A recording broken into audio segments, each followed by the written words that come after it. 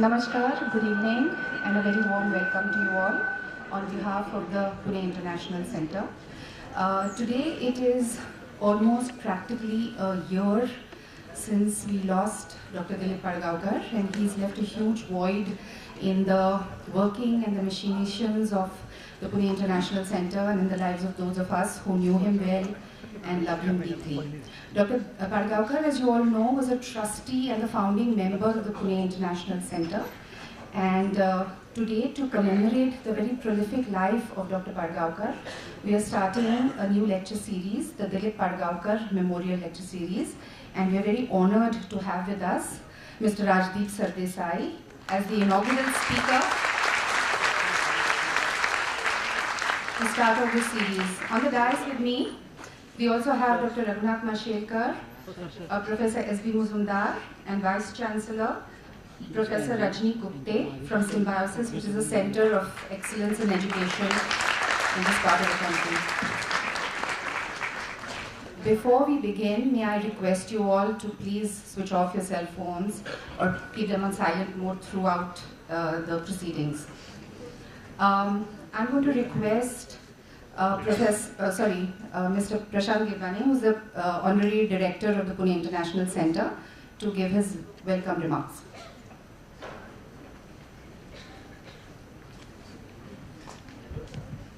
Hello, hi. Wow, it's amazing to see the hall full. And it is even more amazing to even stand there and witness this gathering today. Thank you so much, Lisa.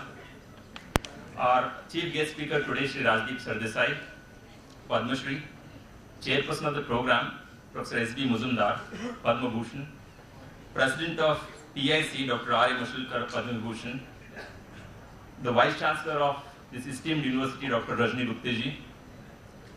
In the audience, we have Dr. Latika Padgaonkar, family of Dr. Dileep Padgaonkar, his colleagues from the world of journalism, from the board of Pune International Center, from the board of Symbiosis, his friends from Pune, members of PIC, faculty and young and bright students of Symbiosis, and all the Punekers who have gathered today. It's a very, very special program for all of us.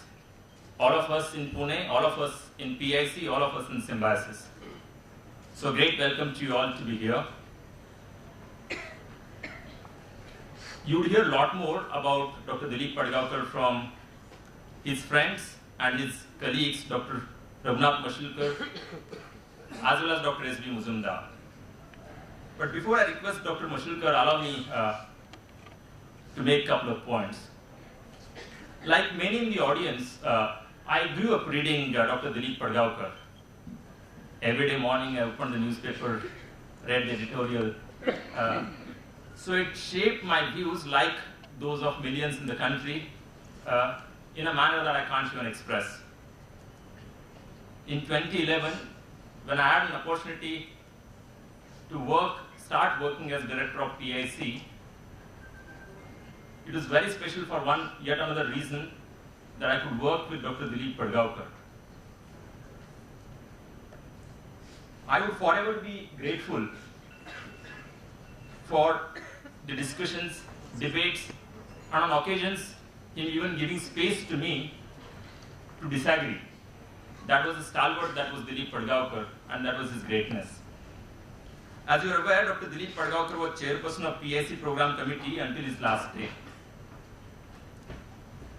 Dr. Padgaonkar, you would be glad to know that the program committee of PIC, now under chairmanship of Professor Amitav Malik, Lisa, Deepak, you asked for Amit Pranspe to join, he had joined, and many others have completed the programs that were somewhere in between when you left us. We also have taken forward the programs that you conceived, but we couldn't begin.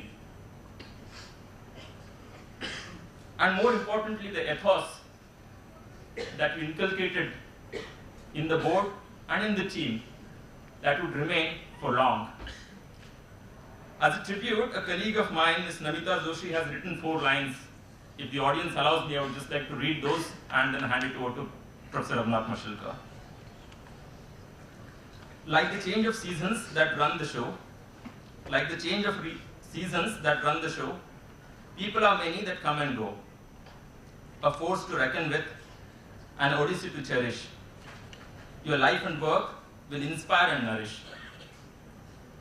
So though it was time for you to leave, to find yourself wherever that may be, just know, Dr. Padgaonkar, that we see the same limitless sky. With us, your dreams will forever fly. That was Dr. Dileep Padgaonkar for us. With that, may I request his dear friend and colleague, Dr. Raghunath Mashilkar. Sir. Most respected Dada, Professor S.B. Muzumdar, our most distinguished first Dileep Padgaonkar Memorial Lecturer today, Rajdeep Sardesai, Dr. Rajni Gupte, Dr. Vijay Kelkar, our revered Vice President, so many distinguished personalities that I see in front of me, distinguished members of our PIC family, and most importantly, dear Latika and members of Padgaonkar family. That way we are all members of Padgaonkar family. Ladies and gentlemen, and my young friends, let me extend a very warm welcome to you all for this very first Dileep Padgaonkar Memorial Lecture. It's a year ago that Dileep left us, but we still feel his presence.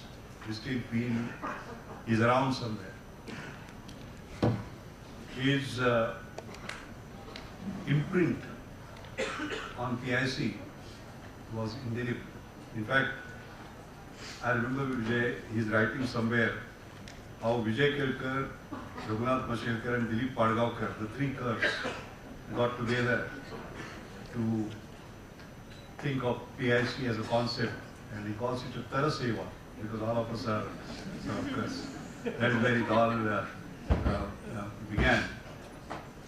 And PIC is where it is because of Dileep. He was the chairman of our program committee, but he was a guide, mentor, philosopher of PIC for the number of years since the inception of PIC.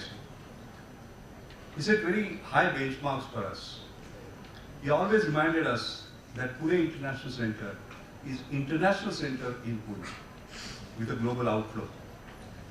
And he left an indelible imprint on PIC that was through several of his own very, very, very special attributes. Dileep was a man of great intellect, great culture. He was a classic liberal, as we all know. He believed in the value of plural, multi-faith India. He was a great believer in the values of individual freedom. And a constant reminder to all of us at PIC, while trying to preserve the values he left for us. And all of you who were present or who were witness to the brilliant oration by senior advocate Arvind Datar on a right to privacy, past, present and future, just 2 days ago, will agree with me. His forthright views were expressed in absolutely a fearless way. That is the platform that we provide. Rajdeep, we are talking about PIC and its origin. The way PIC was conceived was that it would be a think tank, a Vichar Manthan Kendra, if you like. And the thought was, if you looked at Pune in 1920s, we had Agarkar, Gokhale, Mahatma Jyotiba Phule, etc., great thought leaders. And we said that Pune must regain that thought leadership. And I must say that it was our sheer luck that we had Dileep Padgaonkar, who was not just a thought leader, but to me he was a leader of thought leaders. And my friends, it is befitting that we have another great thought leader Rajdeep Sardesai today as the first Dileep Padgaonkar Memorial Lecture. I remember after Dileep's untimely and unfortunate passing away, there was a huge emotional outpouring across the country. Right from the President of India to Prime Minister of India and many of his friends. In fact, I remember reading out President's message to us. I thought, however, Radhika, this is not just to please you. The best piece on him was Mumbai. The best piece, and it came right from your heart. Of course, you began with Dileep as a foodie, Kotachawadi, the hotel, and you write about crab curry rice and pizzeria and all that, I remember. But then you go on to something wonderful in terms of unraveling the multifaceted personality of Dileep. How, as a young man who came back from Oxford, he gave you a job at the age of 23, gave you the responsibility to write the edit page, and also you write there and did not mince your words as you have never done. When you say, and I quote you, his report on Kashmir gathers dust. If acted upon, it might help still rebuild trust in a blood-soaked valley. That's what you wrote at that point in time. It was a wonderful piece. I must finally admit that I belong to the club of admirers of our incomparable speaker today, Rajdeep. You moved to Delhi from Mumbai in 1994 as the political editor of NDTV. I moved to Delhi in 1995 as Director General of CSI. And I have watched you ever since, marveled at you. I've read, of course, your book, The Election That Changed India 2014. I watched my favorite program was, by the way, The Big Fight, that I watched almost all the fights. But I must tell you that one of the best pieces that I've read is when you covered, when you were very young, Sachin Tendulkar's, when he was just 15 years, 7 months, 7-day old, his first Ranji Trophy, and he sort of hit a century, a brilliant century. I think that was one of the best pieces that I've read. From this you will also realize that I'm not just fan of cricket, I'm fanatic as far as cricket is concerned. I must add, I consider I admire your consistency, integrity, courage of conviction that I've seen over the past several decades. I consider you as a keeper of national conscience, just as the individual in whose memory you are delivering today's memorial lecture, our beloved Dileep Padgaonkar. On behalf of this great institution, Symbiosis Institute, on behalf of Pune International Center, on behalf of the city of Pune, I extend to you a very warm welcome. And ladies and gentlemen, finally I repeat what I said, and I always said when Dileep left us. I said, individuals go, institutions stay, and they stay on forever. Dileep to me, as an individual, has left us, but Dileep as an institution will stay on forever, forever and ever. Thank you. Chairperson of today's program.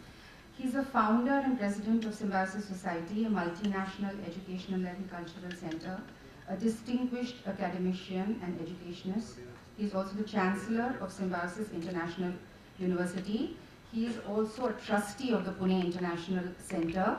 May I request Professor Muzumdar to please say a few words.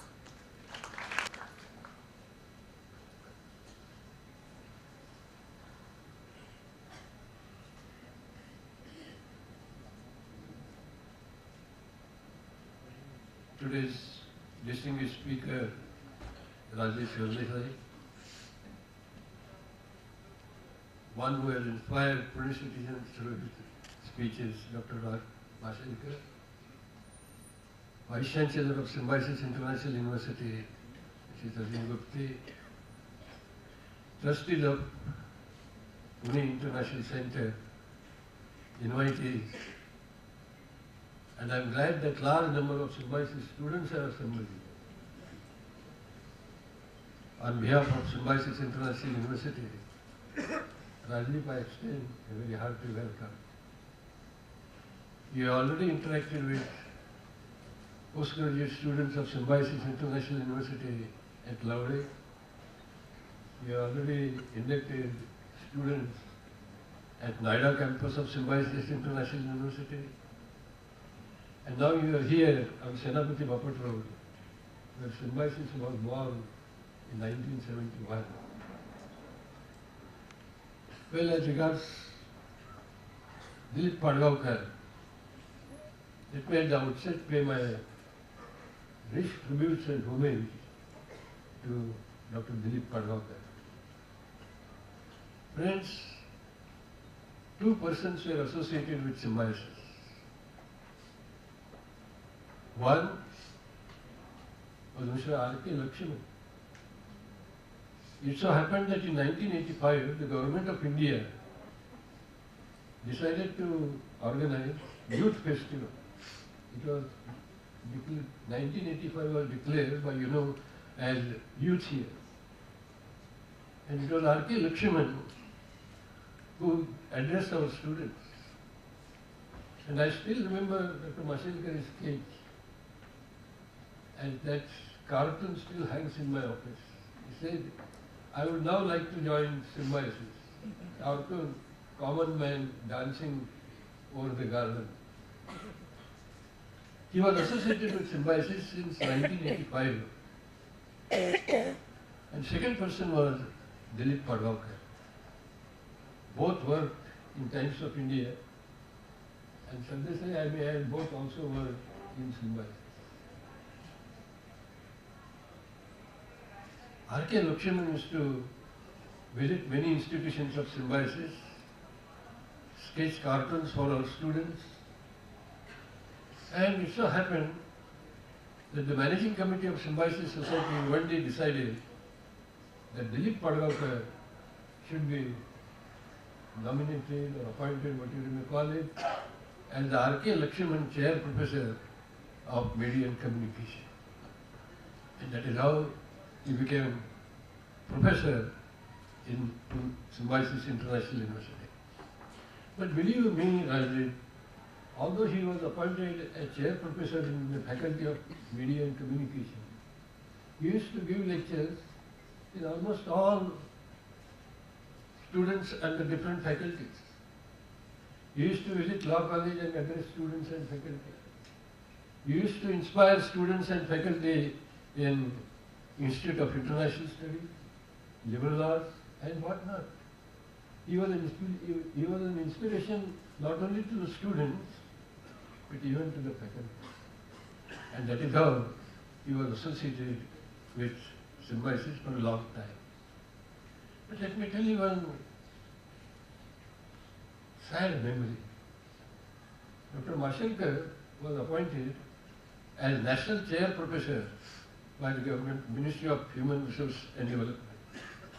And the entire Pune was elated. And in one party, I requested Rahul Bajaj. Rahul, I said, why not felicitate Dr. Mashelkar on his achievement? Normally he didn't agree, but somehow he was in good mood and he agreed to be the chief guest.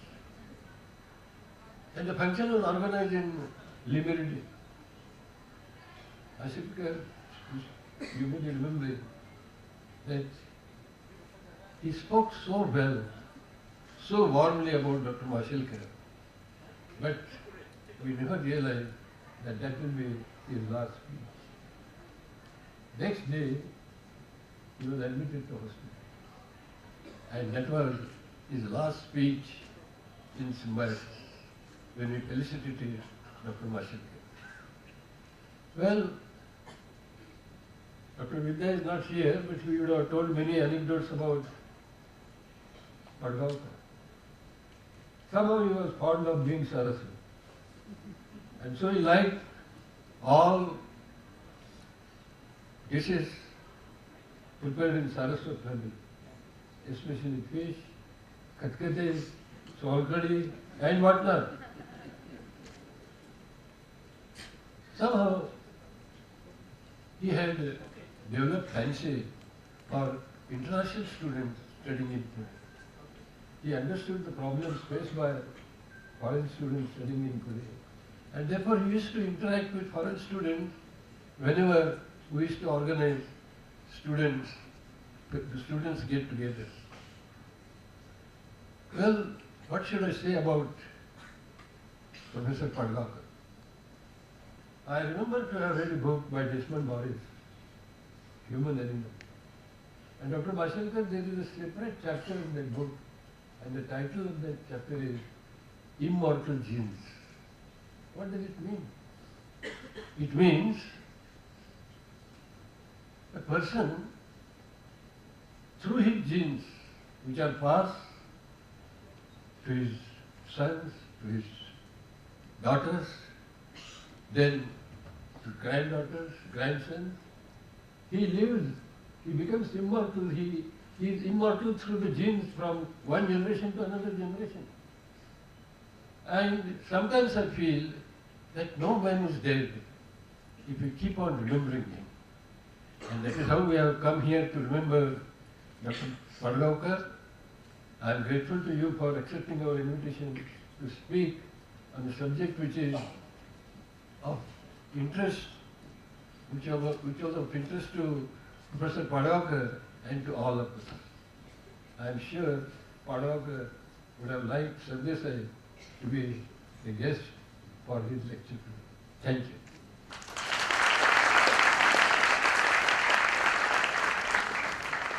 Thank you, sir, for those lovely memories.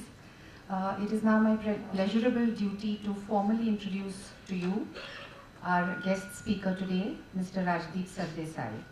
Mr. Sardesai is a senior journalist, author, TV news presenter. His book, 2014, The Election That Changed India, is a national bestseller that has been translated into half a dozen languages, and his new book, Democracy's 11, has just been released and is already on the bestseller list. Currently, the consulting editor and lead news anchor of the India Today group, he has nearly 3 decades of journalistic experience in print and television. He was the founder editor of the IBN 18 network, which included CNN IBN, IBN 7, and IBN Lokmat. Prior to that, he was managing editor of both NDTV 24/7 and NDTV India, and was responsible for overseeing the news policy for both the channels. He has also worked with the Times of India for 6 years and was city editor of its Mumbai edition at the age of 26. During his long career in journalism, he has covered major national and international stories, specializing in national politics.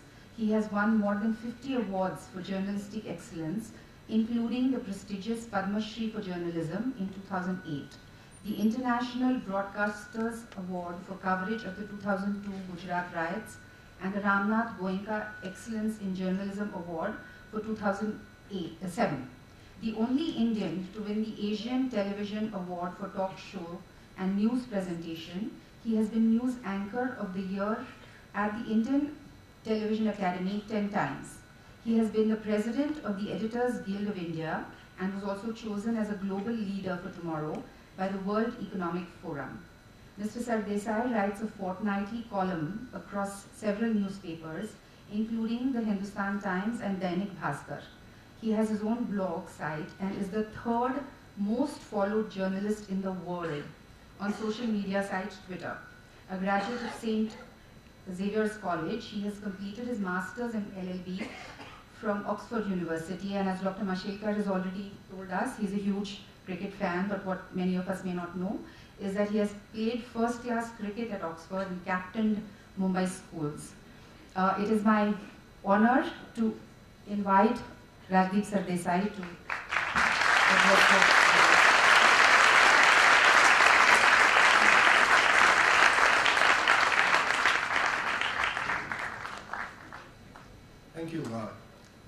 Thank you very much for those very kind words.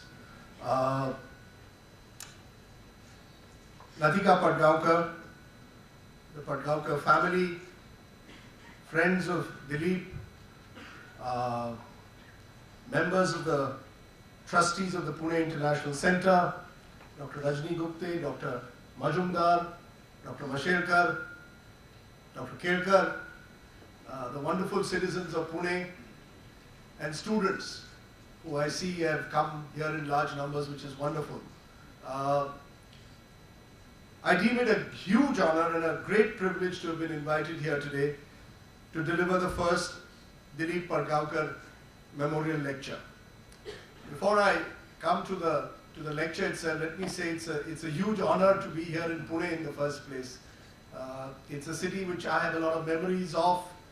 My grandfather studied at Ferguson College and always thought those were the best days of his life, as most of us thought our college days were. I have aunts, uncles, cousins who live all across the city, and I as a young man remember coming by the Deccan Queen to play against Maharashtra in under-19 cricket. And more often than not we won, which is great. My father certainly never lost to Maharashtra, I know that. We probably did once, in fact here in Pune.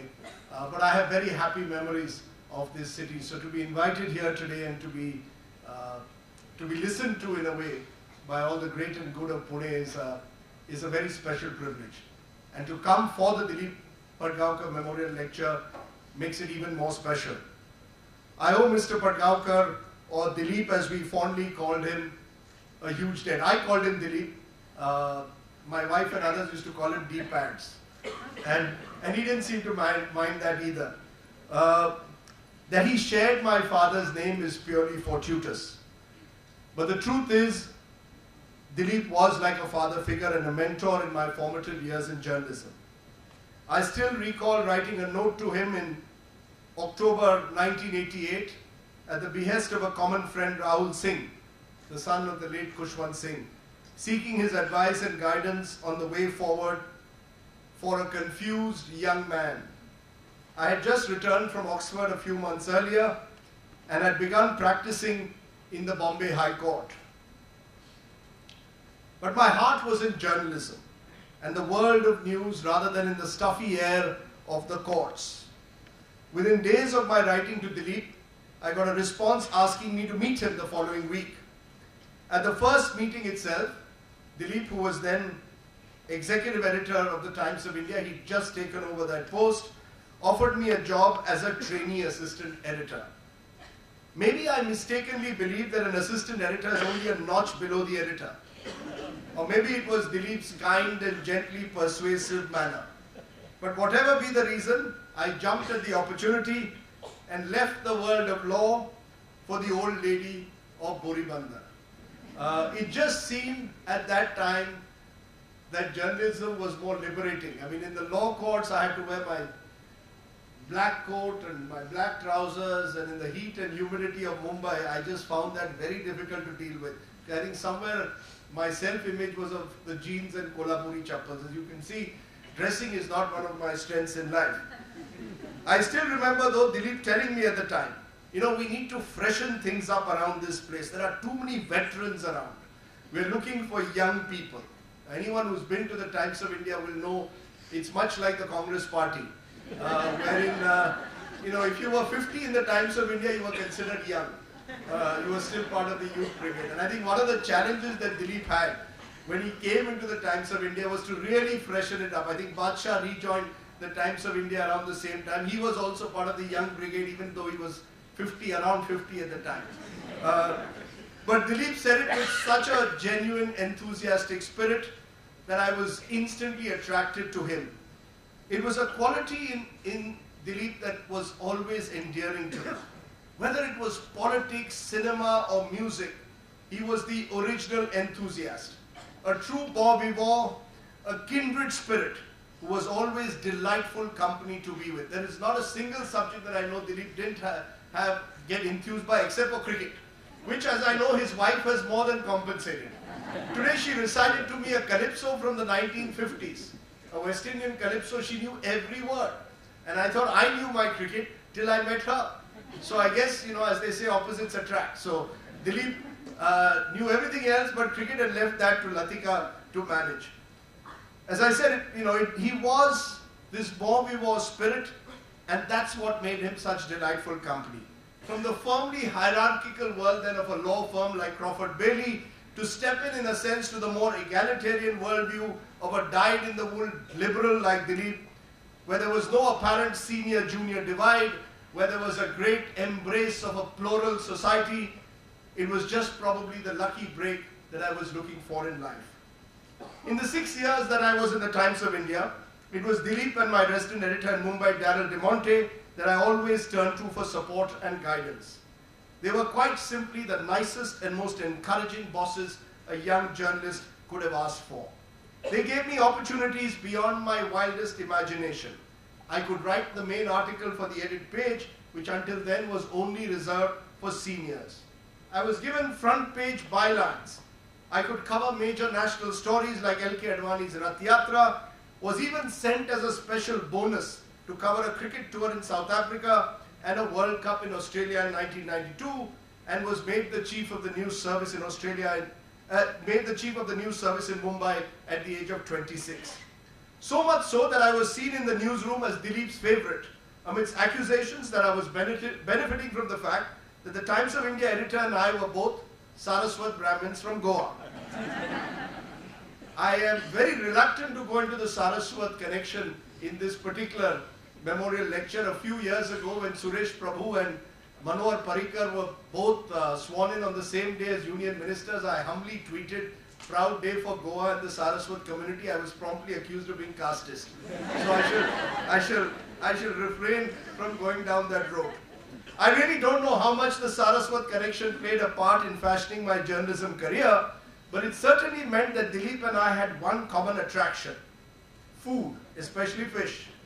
Every time Dileep came to Bombay or Mumbai, he would take us for lunch to Anant Ashram in Kotachiwadi in Girgaon. This wonderful hole-in-the-wall restaurant in Mumbai was famous for its crab curry and fried clams or tisrio that Dileep seemed to relish. It was my father's favorite restaurant too, and also, I might add, at one time, of the original Hindi cinema superstar Rajesh Khanna. As anyone who might have known Mr. Padgaonkar would know, food was a great passion with him. And he would discuss the intricacies of the menu with the same excitement that he would debate Mandal and Mandir politics, or indeed French cinema and classical music. I remember coming back once from a fishy lunch to office and finding the redoubtable R.K. Lakshman waiting for us anxiously. Now, Lakshman, of course, was pure vegetarian and would refuse to accompany us on our culinary adventures, preferring to get his frugal meal from home. "Why do you like fish so much?" he would ask with a typically quizzical look. "It's good for the mind," Dileep would tell him with a smile. "So editors have minds," was Lakshman's sarcastic response, before breaking into a laugh. That laughter symbolized the newsroom of the Times, a comfortable, easy-going place, free of the noisy breaking news syndrome, where today's news is the next hour's history. It was an age of innocence, an era where journalism was a more humbling, self-effacing profession, where even if you belonged to rival publications, you could still be friends who shared a drink and plenty of gossip together in the press club. There was a camaraderie, a brotherhood among the tribe of journalists. Sure, we competed for stories by day, but it was done without the constant one-upmanship that is now so much a part of the media landscape. I know Dileep once famously said, and perhaps regretted it to his cost, that he was the second most important person in the country. In today's day and age, what was really he was just trying to do a send-up, would have probably made him trend #1 on Twitter. But in those days, it was seen as, here is the pompous Times of India editor. And the fact is, he was far from that. He was simply someone who was doing a send-up with the traditional humor that he had. But there is also another reason why I owe Dileep a huge debt, which is perhaps less well known. He actually played Cupid in a way in my marriage to Sagrika Ghosh. She had returned from Oxford in 1991 and had joined the Times of India in Delhi. We had known each other briefly in Oxford, but it was at the Times of India that love seemed to blossom. If a long-distance relationship did not falter, it was because Dileep turned a benign gaze to the endless phone calls we would make from the office hotline. Remember, this was the pre-mobile age, So the long distance phone call was a luxury. But Dileep's intervention, even in the stuffy world of the Times of India, where every bill was looked at carefully, made it that much easier. He even allowed me to spend a few weeks reporting from Delhi, if only out of pity at a young couple seeking to take their relationship beyond phone call conversations. Sadrika, in fact, had more in common with Dileep than I did. As a student of history and international relations, she was deeply engaged in the world of books and ideas. Dileep was again very encouraging, as he was with all young people, even once taking her with him to meet the great public intellectual Isaiah Berlin. For Dileep, the liberating world of ideas was at the core of his being. His was an open, liberal, democratic worldview, one originally shaped by the winds of change that were sweeping the world in the 1960s, when he was a young correspondent in Paris. His was the world of the great intellects of our time, from Sartre to Solzhenitsyn, driven by a spirit of inquiry and rebellion, creativity and dialogue, but above all else, a call to conscience. Which is why the Times of India's editorial page under Dileep's stewardship reflected an inclusive democratic spirit that combined wit with wisdom. Few other editors that I know would have been able to accommodate the contrarian views of Ashwin Dasgupta, now a BJP Rajya Sabha MP, the late Arvind Das, who was then deemed a Naxal in our newsroom, or former Naxal as he was then deemed, a Chandan Mitra, who also later joined the BJP, and a hard left individual like Praful Bidwai, all of them under one tent. Remember, this was a period of intense political upheaval in the early 90s, of the divisive Mandal and Mandir movements, of a growing polarization in society along caste and religious lines. It required, in a sense, the steadfast moral compass of someone like a Dileep Padgaonkar to ensure that the Times of India was not swept away by the shrill rhetoric. He offered what I describe as a crucial equipoise or balance in the age of extremes, a democratic approach that was firm but also accommodating. I sometimes really wish that the edit page meetings of those times had been filmed. They would be an education for a generation next in the art of conflict resolution. In an age, particularly today, where we only seem to talk at each other, I just wish some of us could actually celebrate the idea of talking to each other. I still recall Dileep's stirring front page editorials after the Babri Masjid was demolished. Almost 25 years to the day, it will be 25 years in about 10 days from now. His equally impassioned writing after the Mumbai riots and blasts. In his writings at the time, you sense the anguish of a Republican, law-abiding citizen who was wedded to the constitutional ideals of an India that was truly plural and truly inclusive.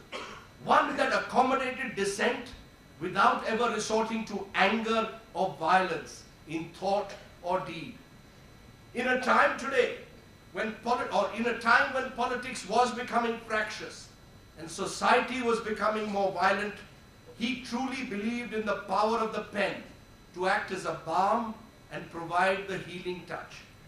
In that sense, he was one of the last great editors who saw himself as an honest arbiter of the public dialogue, a true liberal who valued the spirit of that ancient Indian tradition of samvad rather than vivad, where civility in language and a humane approach marked the discourse.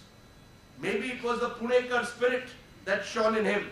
This, after all, is the great city where once the likes of Agarkar and Ranade, Tilak and Gokhale debated issues fiercely without any abuse or name-calling, which is why the newspaper under Dileep became a happy space for competing ideas and ideologies, a space for tolerance and mutual respect.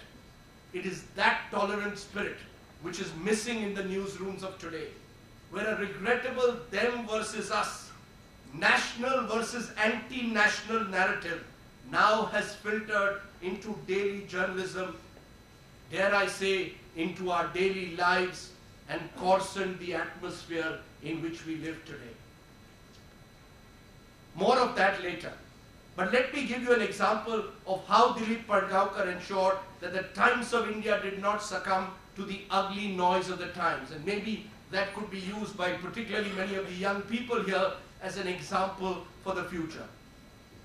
The Shiv Sena, the good old Shiv Sena, had dug up the Wankhede Stadium cricket pitch in 1990, protesting against the visiting Pakistani side that had then come to Mumbai, or was coming to Mumbai to play a series. The series was then called off, and I had written a strong editorial protesting the Sena action and called it a national shame. The editorial seemed to attract the eye of the Sena Supremo, Bal Thackeray, who then warned the Times of India and me specifically of Sena retaliation in a public meeting.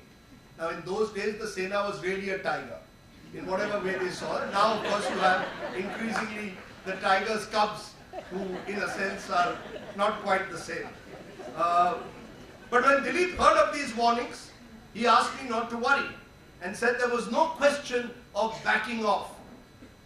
Just make sure that we don't allow our personal opinions to creep onto the news pages. The rest I will handle, is what he told me. I am told that Dileep did speak to Mr. Thackeray and made it clear to him that the Times of India would not change its editorial stance simply because the Shiv Sena was disapproving. We later even wrote a critical book, When Bombay Burned, on the 1992-3 riots. Dileep edited that book. A number of us reporters wrote it. Unfortunately, we were not on television, so no one read the book because no one knew of us. But that's life. And the book is still around somewhere, you must catch it. If you ever want to know 25 years later what happened in those terrible months of Mumbai between December of 92 and April of 93.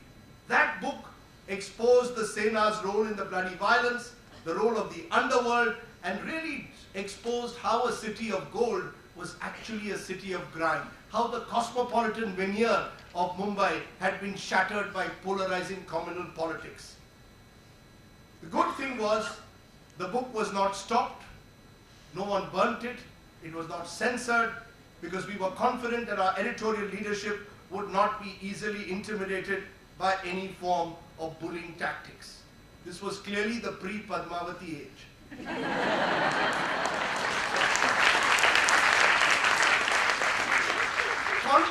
Contrast Mr. Padgaonkar's judicious exercise of editorial independence and the support that he provided the young team that we had at the time with what we see happening in news journalism around us today. As editors yield space to news managers. In Dileep's time, of course, the advertising and the marketing men had slowly begun to creep in.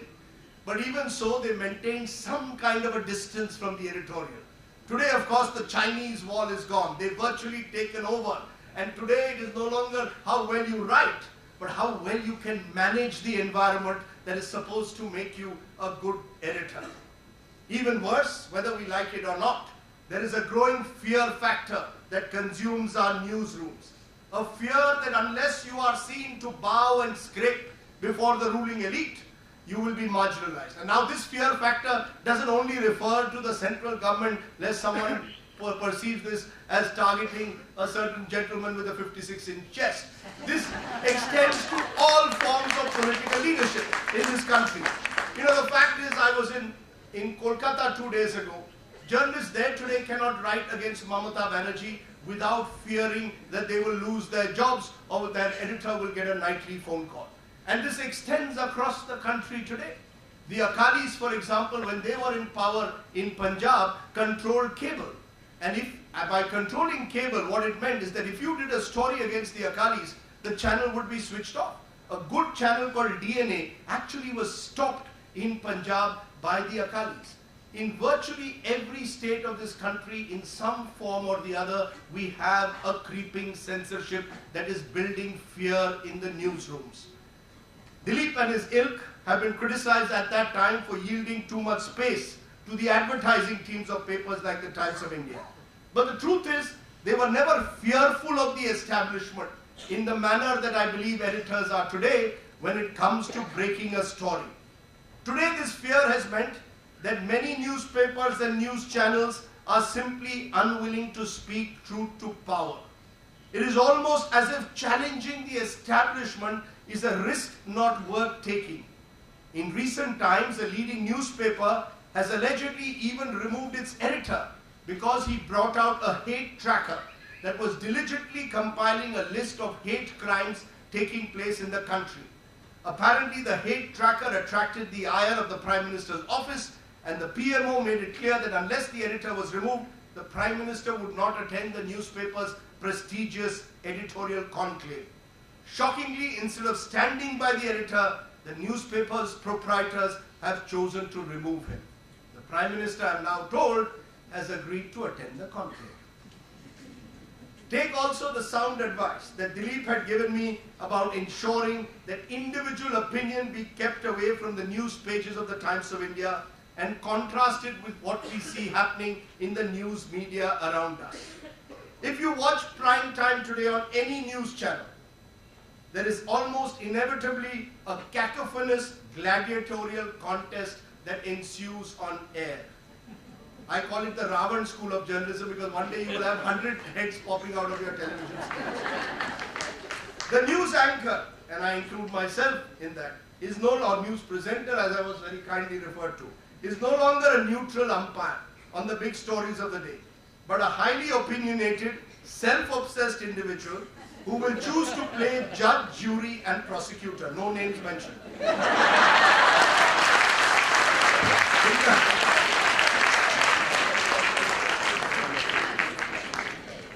In the process, the lines between news and opinion, between facts and propaganda, between lies and the reality are often getting blurred. The sanctity of the news has frankly been lost as high decibel debates have taken over in our newsrooms. It isn't enough to tell the story today. There must be a dramatic sensationalist edge to it. This often most troublingly involves, for example, pitting Hindu extremist voices versus Muslim fanatics on sensitive issues, or indeed positioning fire-spewing Indian versus Pakistani generals in a no-holds verbal fight. I have said this before and I will say it again here. I wonder whether an Indo-Pak war will take place at the borders or in a TV studio one day. Watching such polarizing debates, someone of Dileep's refined soul must surely cringe. He is and was, after all, a product of a gentler time, one where editors consciously avoided a shrill, discordant and caustic tone, where the focus was always on how to be reasonable without ever being ineffectual. You could say your point, but you didn't necessarily have to shout to say it. You could write with a pen that had a viper-like acidity to it, but it was done without ever offending anyone. And that, to my mind, was the quality of those editors who wrote or spoke in the more gentler times of our newsrooms. What might trouble Dileep and his generation of editors even more is the noxious echo chamber that the new animal in the media jungle has become. It's an animal that we now call social media. I have never known an anti-social element being called social. In an ideal world, social media can be hugely empowering, connecting people, building communities, speeding communication. Or that's what it was meant to be. That's why it was called social media. If someone, for example, today in Pune, there was an accident and urgently needed blood, it is possible. One message on social media could bring instant results. During a disaster, social media can unify people, provide relief and rescue. Sadly, those social media, as I said, has come to play a seriously negative role also in our lives. Where once complex issues were spiritedly argued over lengthy, reasoned articles, now we are all reduced to voicing our opinion in just sharp 140 characters.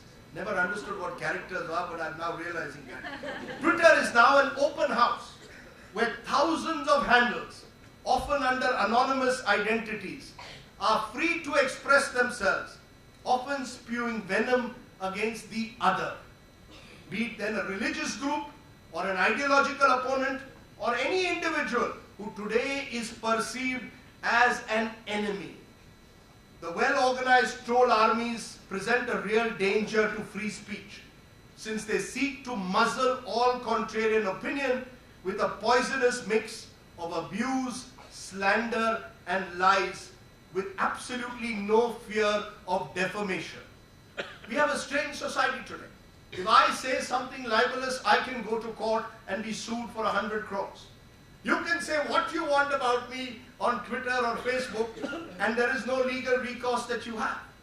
And you ask yourself then, what kind of a world are we creating? Where the young of India are being exposed in a sense to this chillingly, almost chillingly uncluttered world where opinion can be expressed, but more importantly, facts can be in a way camouflaged or as fake news, or fake news can be camouflaged as facts. As I said, just look at the way someone like a JNU Students' Union leader, Kanhaiya Kumar, was attacked on Twitter, or the violent threats that continue to be given even today to women and women journalists in particular on Facebook and Twitter. The ghastly killing of a Gauri Lankesh should have been a wake-up call for a society which has simply allowed the mob to set the agenda for much too long. Instead, we now have senas and armies of all hues emerging with violence as their credo, creating a kind of competitive extremism that should worry all right-thinking Indians who value their constitutional freedoms. I don't know who really is the Karni Sena, but in the last 1 month, all I see on TV is some Karni Sena individual claiming to represent the entire community of Rajputs. One of them even came with a sword into a studio. And you see, the more you dramatize it, the more it appears that that individual is even stronger than he or she actually is. These are individuals who are using the medium today to try and in some way divide society. Unfortunately, a section of the tabloid media, I call them the new age rabble-rousers, have chosen to play footsie with such elements, providing them the oxygen of excessive publicity. Who are the people? Why do we need to put the Karni Sena on air night after night is what I ask. Why not shut their voices out? They are looking for their 15 seconds of fame. We are more than willing to provide them half an hour of airtime. In the age of Mr. Padgaonkar, I don't believe that the Karni Sena would have been given front page day after day or been part of prime time news. But in the age that we live in, the Karni Sena is seen as an attractive element in a television debate. But what of those journalists who will not be cowed down by the mob? Sadly, instead of standing by the professional media, the political class of the country has only seized the opportunity to push journalists who ask discomforting questions of the establishment on the defensive. We are in the eyes of the former army chief, no less than him, turned minister, General V.K. Singh, little more than prostitutes. While no less an individual than the Prime Minister of this country has described us as news traders. We now even have criminal defamation being used as a weapon to silence dissenting voices. Criminal defamation is off the statute books, ladies and gentlemen, in the United Kingdom, from where we borrowed it. It's an act of the 1860s. We are in 1917, and unfortunately a Supreme Court order 2 years ago has ratified criminal defamation at a time when it should be discarded and thrown into the rubbish of history. Sedition, criminal defamation are acts of a colonial era. They are not meant for a civil, independent, liberated India. But to return to the world of trolls on social media, since that is the new word that people get excited with, particularly the young. The mantra of the trolls is clear. A good lie, if told often enough, is now the manufactured truth. Now, some of the trolls also sometimes include those who live in the White House. But that's another matter. One that is made believable by simply repeating it again and again. On umpteen occasions, a video has been cleverly edited in the times in which we live as a propaganda weapon, a false image is put up, wrong information is spread with the sole purpose of targeting a group, riot and violence in our society. By using fake images or indeed by trying to demonize an entire community. I still recall during the Muzaffarnagar riots in 2013 being provided images on my WhatsApp that was supposedly of Muzaffarnagar, but the images were actually from the war in Afghanistan. The messages were spread with impunity as if the violence was taking place on the ground in Uttar Pradesh. One of the politicians who sent out the messages to me is now an honorable MLA in the UP Assembly. The other is a minister. It is almost as if they have been rewarded for their role in fomenting communal trouble. It is no surprise then that fake news has emerged as the word of the year as per the Collins Dictionary in 2017.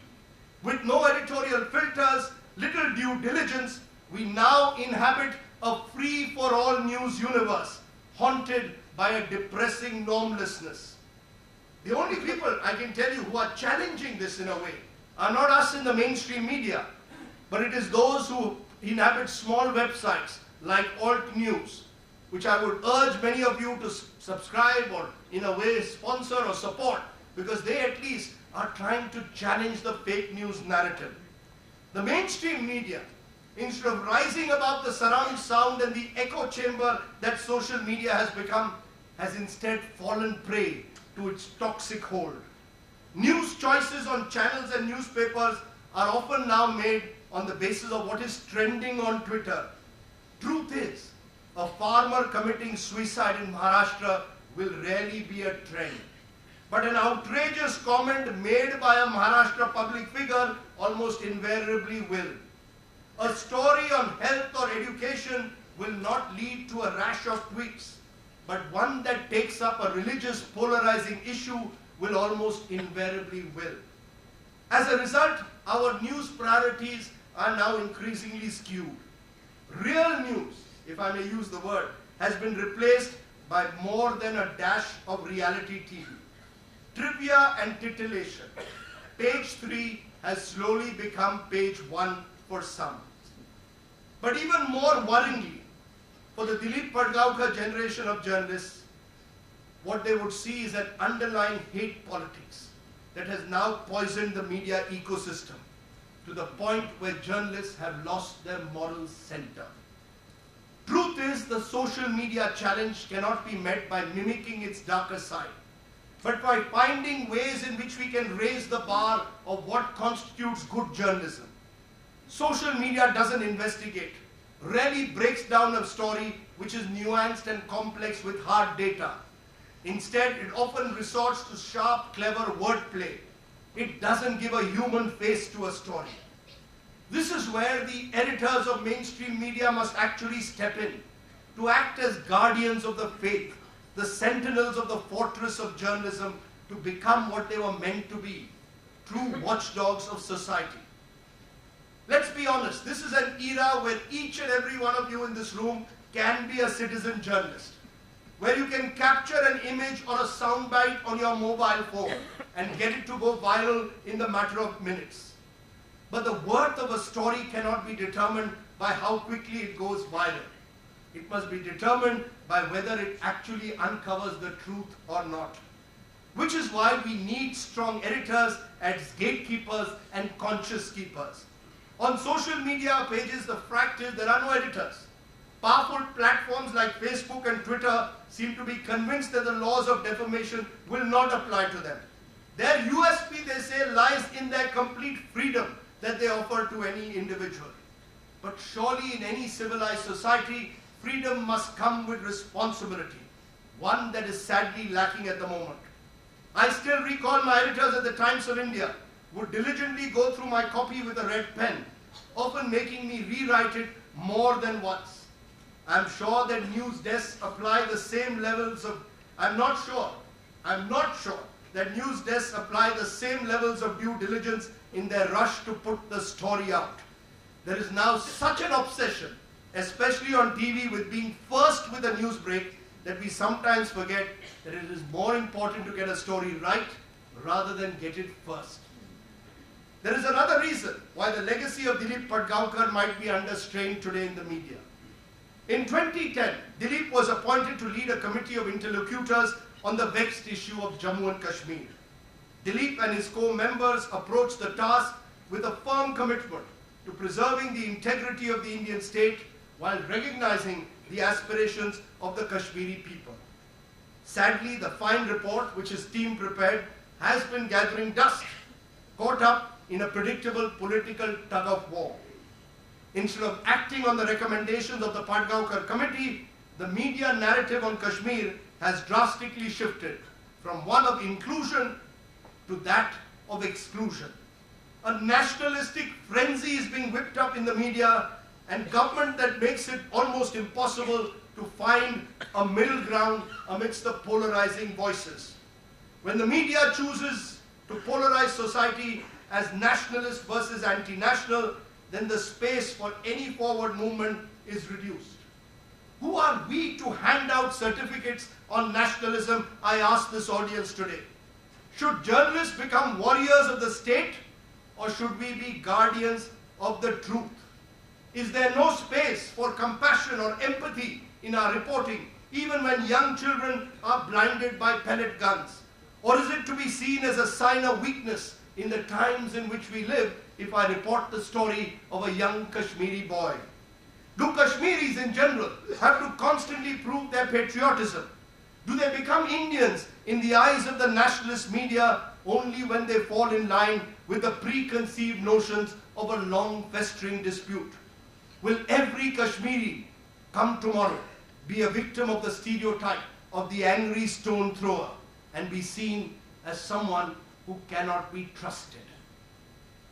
The Padgaonkar generation of journalists and editors saw themselves as patriots, but they didn't wear their patriotism on their sleeve. Nor did they allow their journalism to be influenced by misplaced jingoism. They were journalists, not jingoists. Maybe, as I said at the outset, Dileep and his peers lived in a period when the media wasn't caught in the maddening pressures of television rating points, or TRPs as they are called. I wish they were called television respect points and not television rating points, but that's another word. Breaking news and tweet per second. As a result, it was possible in their time to press that pause button and actually think of an issue rather than be on some kind of a high-speed treadmill where the news engine simply hurtled from one story to the next. Maybe that is why the Padgaonkar generation had time to pursue other interests that truly went beyond the news. I really don't know of any editors of today who could probably review a Fukuyama book, a Manikol film, a Bal Gandharva Natya Sangeet, a Bhimsen Joshi concert, a French art exhibition, a Michelin chef meal, and Sharad Pawar's political moves with equal dexterity.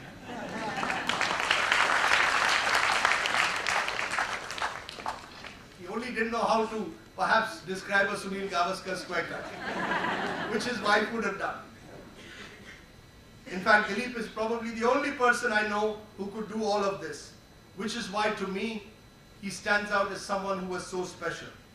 Which is why all of us who had the good fortune to know him will treasure his memories. And as a tribute to him, I believe we should all hopefully try and seek that better journalistic ecosystem, a kind of higher calling, in a sense, to this profession, where news actually matters more than noise, and push for a better India, a more plural, multi-faith India based on respect and tolerance is what we all strive for, where compassion triumphs over the politics of hate. That was the liberal credo by which Dileep Padgaonkar lived by. And that is what me and many others today sorely miss in the media today. All I can say once again, thank you so much in a way, Latika Padgaonkar, for inviting me here today. This is a special occasion because this is an occasion in a sense for all of us in this room to try and reinforce our faith in some of the finer values of journalism. Values that over time, I believe, have somewhere we've lost the ability, as I said in this speech, the ability to have samvad, Why should it always be them versus us? Why should we live in these poles of either you are anti-Modi or pro-Modi? Either you are a Rahul supporter or you are anti-Rahul. I don't even know whether there are any such supporters. That's another question. But why should me be speaking a liberal language be described today as a libtard? Why should I not have that freedom to emphasize the importance of individual citizenship? Isn't that what journalism was about? Isn't that why we became journalists? To tell the story in a way of the small person, not necessarily of the big man. To tell stories that will in their own small little way make a difference to the lives of people. As I said, that was a credo I believe that Dileep lived by. And that is what, as I also said, we sorely miss today. I will cherish my memories of Dileep Padgaonkar forever. Anant Ashram, sadly, is no longer in Kotachiwadi, it's in Goa. I miss having food there. I miss my friend, mentor, and guide Dileep Padgaonkar. Thank you very much.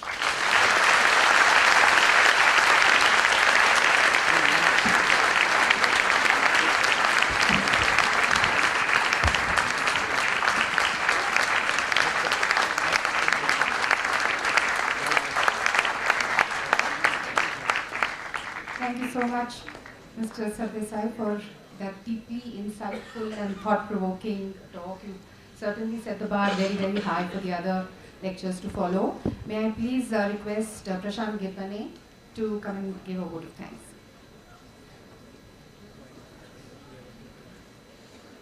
Thank you, Lisa.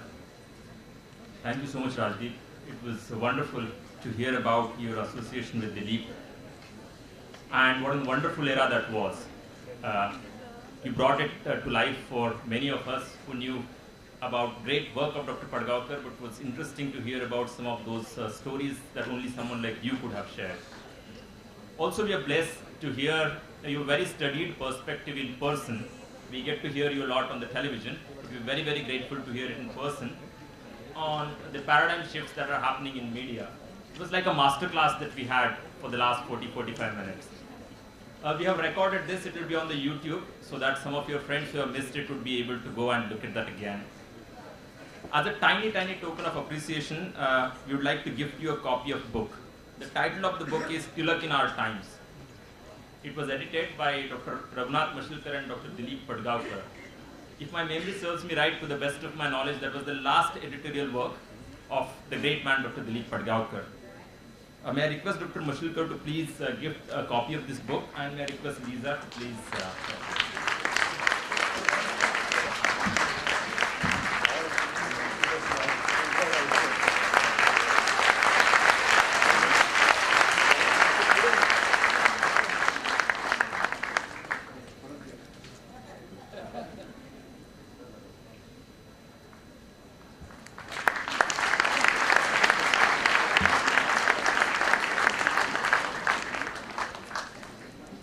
On behalf of the audience, rather, I have an interesting job to thank Dr. Mashilkar and Dr. Muzumdar, because they had a very difficult schedule and still they made it. They made this as the core of their schedule for these couple of days, and they changed a whole lot of things, and it was as important for them. So wasn't it the last program of Dr. Padgaonkar when he was with you and Dr. Muzumdar? Almost a year ago, ma'am, isn't it? And you all were there on the stage. 13th November. And it's very, very interesting that it's almost the same gathering, and that much more we miss Dileep in not having him here. I must also thank the Vice Chancellor of this esteemed university, Dr. Vidya Ayurvedikar, the Principal Director, the staff of Symbiosis, but most importantly, a huge round of applause for all these students from Symbiosis and many other institutes here.